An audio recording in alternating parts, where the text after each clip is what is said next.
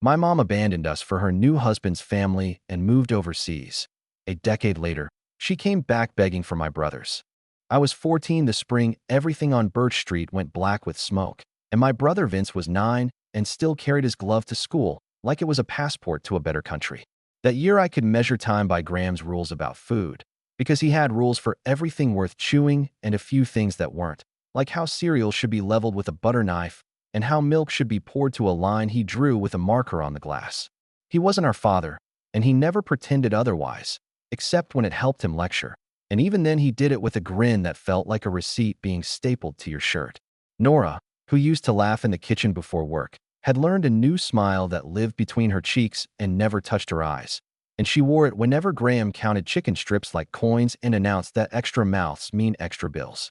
We walked home together that Thursday because Vince's teacher asked if I could grab him early, and the wind kept pushing grit into our socks, so every step whispered like paper. At the corner, I smelled something wrong before I saw it, a sweet tar stink mixed with damp fabric, and then I saw smoke climbing behind the roof like a dark flag rising from the yard. For half a second I thought grill, because Graham liked to perform with tongs and a beer, but this smoke wasn't coming in puffs, it was pouring and folding over itself like storm clouds. Vince started jogging without saying anything, and I followed because he didn't know any other ending than a door being opened by someone who loves you.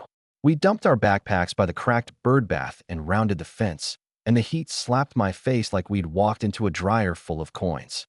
In the middle of the grass, a metal ring held a bonfire built from our lives, and the flames ate shirts, notebooks, picture frames, a lopsided trophy Vince won for most improved batting, and my cleats that still had infield dust from last season.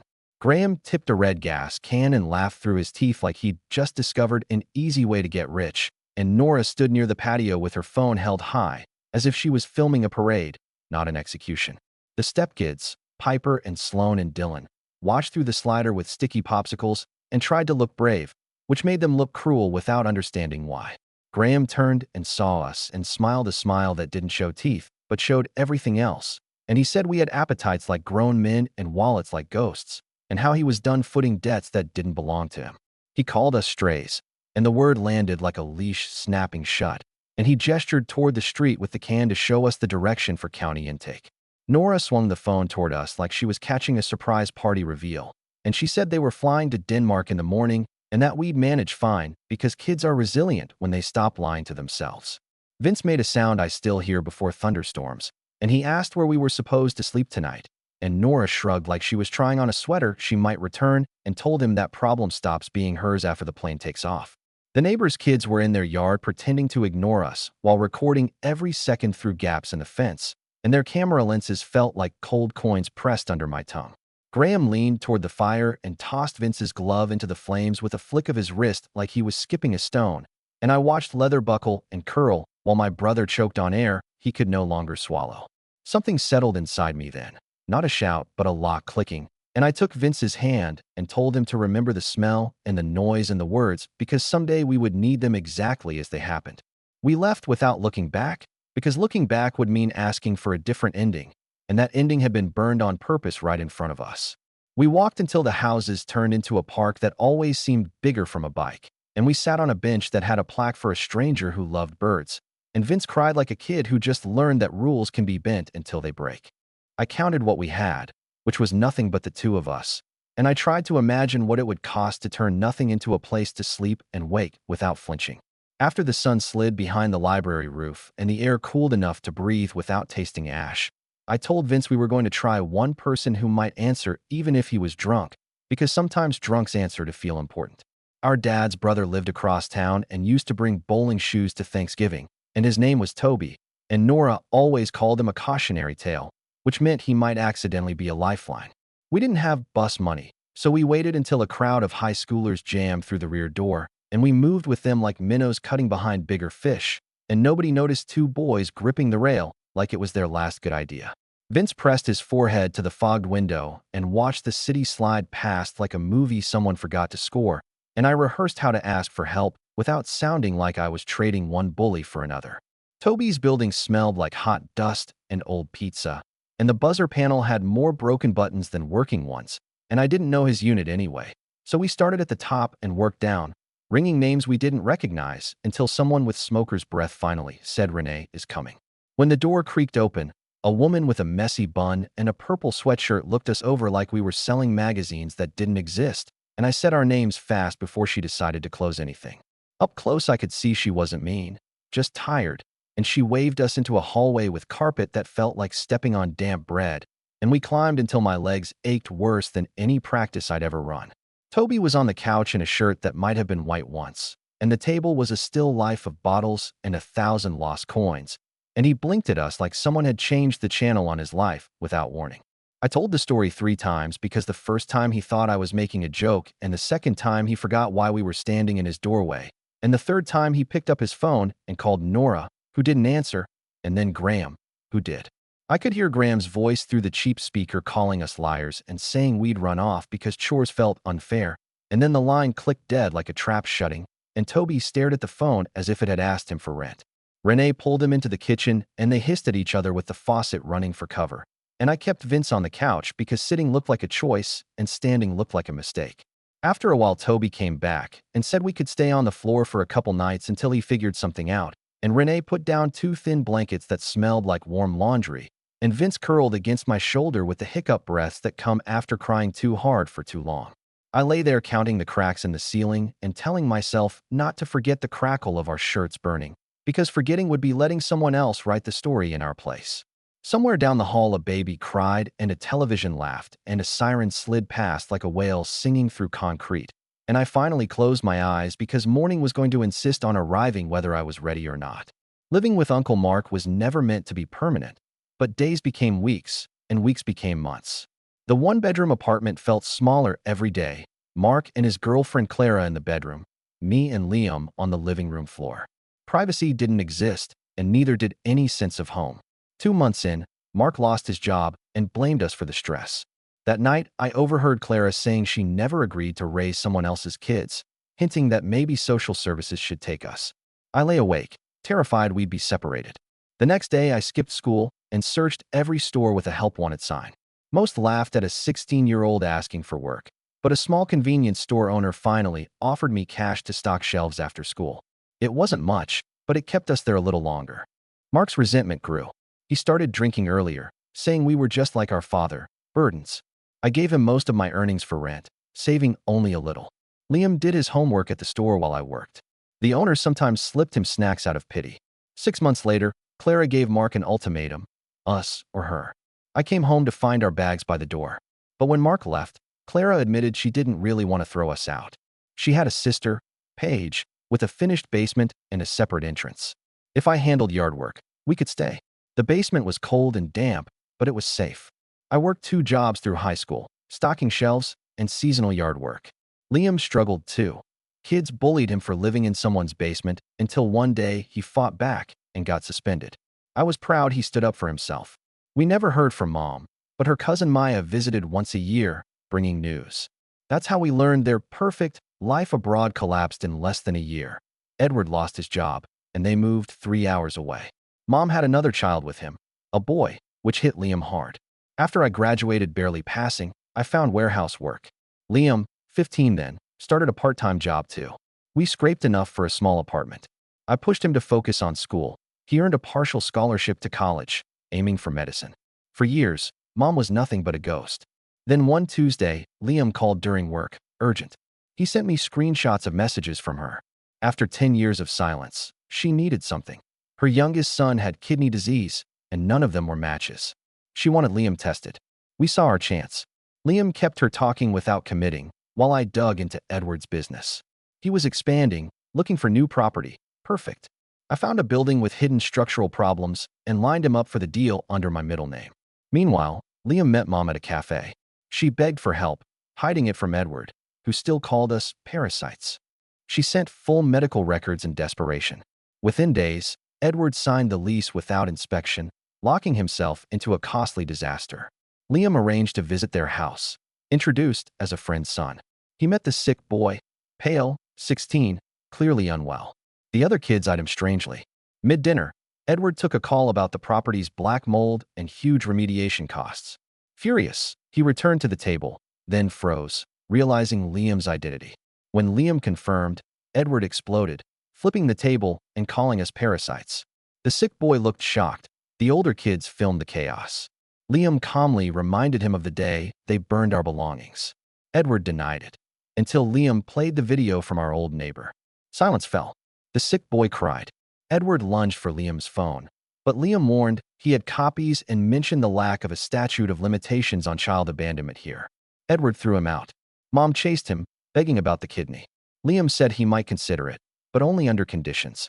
Now Edward faced a collapsing business, cracks in his perfect family image, and 2 sons he couldn't control. For the first time in 10 years, the power was in our hands, and we weren't done yet.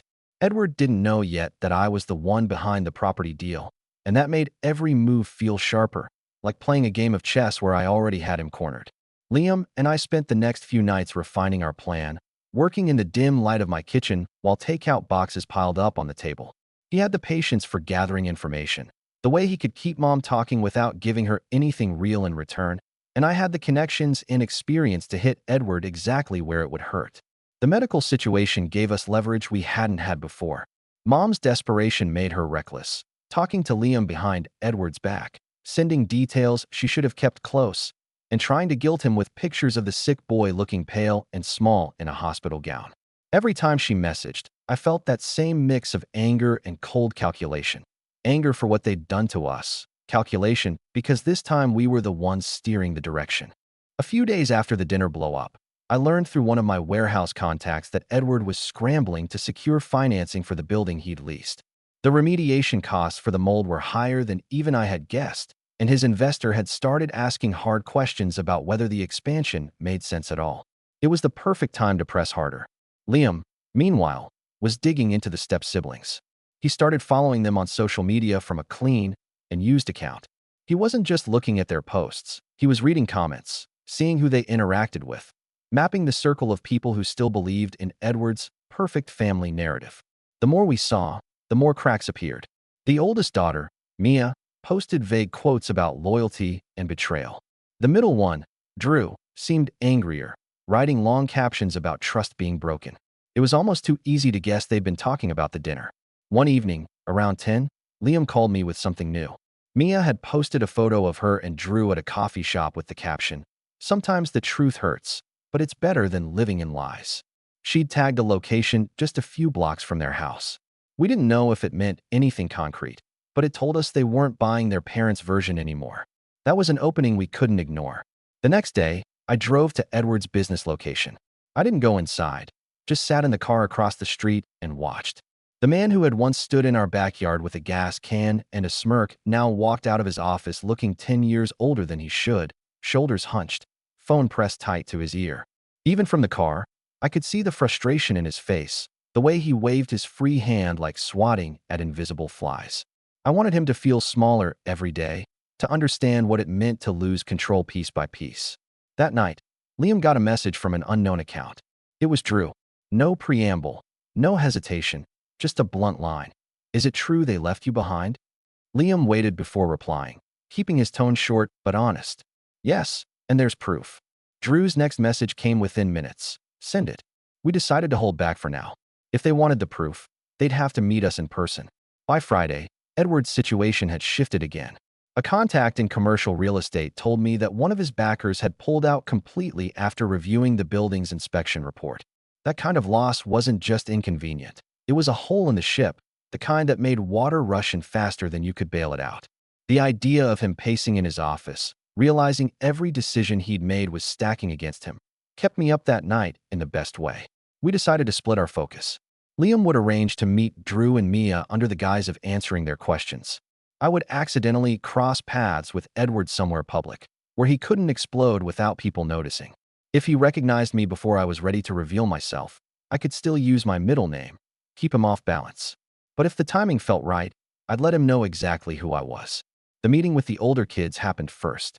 Liam met them in a quiet corner booth at a small diner, choosing a place far enough from their neighborhood that they wouldn't risk running into anyone they knew.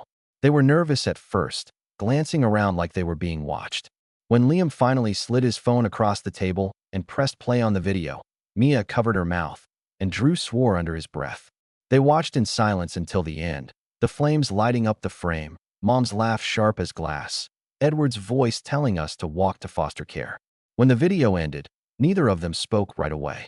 Drew finally asked why we hadn't come to them sooner, and Liam told the truth. We didn't trust anyone connected to Edward. Mia said she'd suspected something for years, but had never imagined it was that bad. They both agreed not to tell Edward they'd met with us, and for the first time, I saw the possibility of turning his own children against him completely. The next afternoon, I got my chance with Edward. I walked into the upscale cafe where I knew he sometimes held business meetings. He was alone at a table, laptop open, papers spread out in a way that made him look busy, but the tightness in his jaw told me he wasn't winning whatever battle was on the screen. I ordered a coffee and positioned myself at the next table over, making sure he noticed me without making direct eye contact. It took less than 5 minutes for him to close the laptop and glance my way. He studied me for a moment, like a name was hovering just out of reach in his mind. "Do I know you?" he asked finally. I smiled, a calm, slow smile that I knew would itch at him long after I left. "Maybe," I said. "It's been a long time." He didn't push it then, but I saw the unease in his eyes. That was enough for the moment. I finished my coffee, stood, and left without another word. Sometimes the smallest cracks were the ones that split the whole wall later, and Edward had just heard the first one. That night, Liam and I went through everything again. The business trouble, the shifting loyalty of his kids, Mom's desperation, the growing pressure from every side. We didn't know exactly when the breaking point would come, but we could feel it getting closer. The difference this time was that we weren't the ones being cornered. We were the ones holding the match.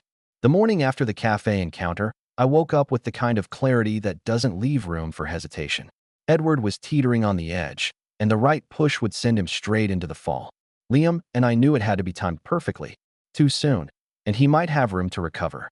Too late, and he might find a way to claw himself out of the hole. We weren't going to give him that chance. Liam's connection with Drew and Mia was proving to be more valuable than we'd hoped. They were both texting him now, asking questions, digging for details about the day we were left behind. We fed them enough truth to keep them hooked, but not so much that they'd run to Edward and give him a warning. Drew seemed angrier with each message. Mia was quieter but sharper, the kind of quiet that told me she was thinking long-term. She asked for the proof in writing, and when Liam sent her still frames from the video, she didn't even hesitate before replying. He's never going to be able to talk his way out of this. Meanwhile, Mom's messages to Liam were becoming frantic. She'd moved past polite requests into full-blown begging, piling guilt on top of desperation.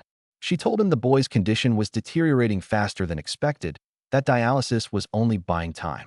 The more desperate she got, the more reckless she became. She sent Liam copies of test results, details about hospital appointments, even her own complaints about how Edward was too proud to reach out to us himself. That one made me laugh. It wasn't pride. It was the fact that admitting he needed anything from us would mean acknowledging we existed. By Thursday, I decided it was time to move from the shadows into his direct line of sight. I went to his business again, but this time I didn't linger outside. I walked straight in, past a receptionist who looked startled, and stopped in front of his office door. I knocked once, then opened it without waiting for an answer. Edward looked up from his desk, confusion giving way to irritation. "Can I help you?" he said, his tone flat, but his eyes narrowing. I stepped in, closed the door behind me, and took my time before answering. "You could say that," I told him, letting the words hang in the air until he shifted in his chair. His gaze sharpened, and I knew he was searching his memory for where he'd seen me before. I didn't give him the satisfaction of helping. Instead, I pulled a folded piece of paper from my pocket and placed it on his desk. It was a highlighted section of his lease agreement, the part that locked him into paying for the building's repairs in full. He read it once, then again, the muscle in his jaw twitching. "Who are you?" he asked finally, his voice low. I smiled, but it wasn't friendly. "You already know," I said, and watched the realization crash over him. His face went pale, then red, then something in between. He pushed back from his desk, so fast his chair hit the wall. "You," he said, like the word tasted rotten. "You're the other one." I didn't flinch. "The one you called a parasite. The one you told to walk to foster care." His hands clenched into fists on the edge of the desk, but I kept going. "And now I'm the one who made sure you signed that lease without knowing what was inside. Call it balance." He started shouting then, a stream of insults mixed with threats about lawyers and lawsuits. I stayed calm, leaning against the wall like I had all the time in the world. When he paused for breath, I told him about the video. I told him it was backed up in multiple places and that the people he did business with would be very interested to see how he treated family. The color drained from his face again, and for a moment, he didn't speak at all. "You think you're smart," he said finally, voice shaking. "You think you've won." I leaned in just enough for him to feel it. "I don't think it. I know it. And this is just the start." I turned to leave, and that's when he lost control. He picked up a heavy stapler and hurled it at the wall beside me. It hit with a sharp crack, pieces scattering across the floor. I didn't even turn around. I just walked out, letting the slam of the door be the last word. Outside, my phone buzzed. It was Liam, and his voice was tight when I answered. "He knows," he said. "Drew just called me." Edward's storming around the house, yelling about betrayal, and Mom's crying in the kitchen. It was happening faster than we'd planned, but maybe that wasn't a bad thing. Pressure works best when it's constant. That evening, Drew and Mia came to see us in person. They'd driven themselves, parking 2 streets over so no one would notice their car. They brought a flash drive, saying they'd gone through some of Edward's old emails and found messages between him and Mom from before the move. They were worse than I'd imagined. Calculations of how much money they'd save without us. Back and forths about whether dumping us on relatives would be easier than dealing with us directly. One line from Edward stood out so clearly I could still hear it hours later. "They'll survive. Kids always do." I didn't tell Drew and Mia how close that had come to being wrong. I didn't tell them about the nights Liam cried himself to sleep on a stranger's couch, or the mornings we skipped breakfast because there wasn't anything to eat. But I saw something change in their faces as they read the words for themselves. Whatever loyalty they'd had left for Edward snapped in that moment. Before they left, Drew said something I didn't expect. "If there's anything I can do to help you end this, I'm in." It wasn't just anger in his voice, it was conviction.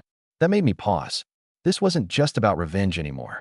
This was about dismantling the story Edward had built and making sure everyone knew it for the lie it was. The next day, we started phase 3. Liam strung Mom along, agreeing to meet her at a hospital cafe to talk about next steps for the kidney. She was all smiles when he walked in, like the last decade hadn't happened, but he kept his tone flat. He asked her straight out if Edward knew about their meeting. She admitted he didn't and begged him not to tell. That was the confirmation we needed. She was willing to keep secrets from him if it meant getting what she wanted. While Liam was with her, I was at a meeting with one of Edward's business partners. I didn't have to work hard to get him talking. He was already frustrated about delays and unexpected costs from the building deal.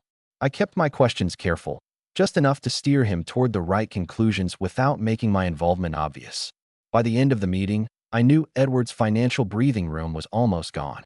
When Liam got back, he handed me a copy of the boy's full medical report, courtesy of Mom's desperation. I didn't like using the kid's illness as leverage, but I reminded myself it wasn't about him. It was about the people who had decided our lives were disposable. The more we knew, the more control we had. By the time the weekend rolled around, Edward's world was beginning to shrink. He was losing money, losing allies, and now, without even realizing it, he was losing his own children's loyalty. Liam and I could feel it. One more push, and the whole thing would start to collapse. We just had to decide how loud we wanted the crash to be. It all came to a head on a Monday morning that started out deceptively quiet. The sky was overcast, the kind of heavy gray that presses down on you. And for a moment, I thought maybe we'd reached the natural end of things. Edward was unraveling. Mom was on her knees metaphorically and literally, and Liam and I had done what we set out to do. But the truth was, there was still one thread left to pull, and I couldn't ignore it. The truth has a way of rotting in the dark if you leave it there, and I wanted every last lie in Edward's world dragged out into the light. The final push came from an unexpected text. It was from Drew, short and urgent. "You need to come now." There was no address, just a pin on a map. It was Edward's house. I called immediately, but Drew whispered that he couldn't talk and hung up. That alone told me something serious was happening. Liam was at the apartment, still sore from his last meeting with Mom, but when I told him, he didn't hesitate. We drove in silence, each of us running through possibilities in our heads. When we got there, Drew was waiting at the end of the driveway, his expression tight. He said Edward had just kicked Mom out again after another fight, but this time it was bad, voices raised so loud the neighbors had come outside. Apparently, Edward had found out that Drew and Mia had been talking to us. That was the one betrayal he couldn't tolerate.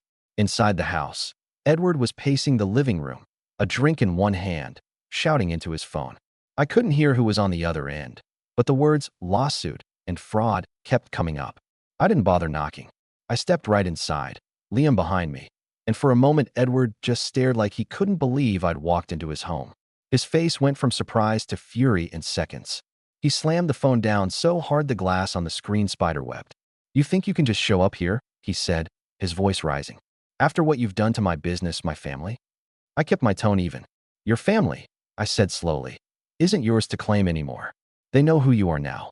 His jaw clenched, but before he could answer, Mia came into the room holding a laptop. She didn't look at him. She looked at me. "You should see this," she said. She set it on the coffee table, and on the screen was an email chain from the week before we'd been abandoned.